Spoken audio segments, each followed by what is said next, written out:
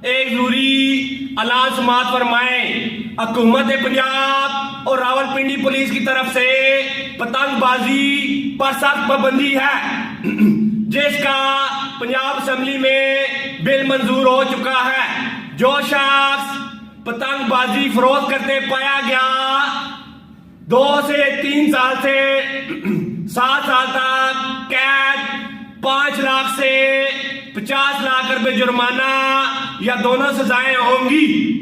जबकि पतंगबाजी उड़ाने वाले को 3 से 5 साल कैद या 20 लाख रुपए जुर्माना या दोनों सजाएं होंगी।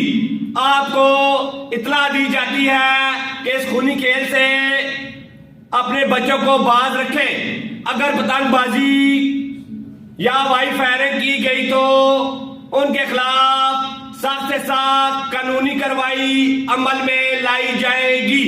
ये ऐलान थाना रेसकोर्स SHO की तरफ से किया जा रहा है। शुक्रिया।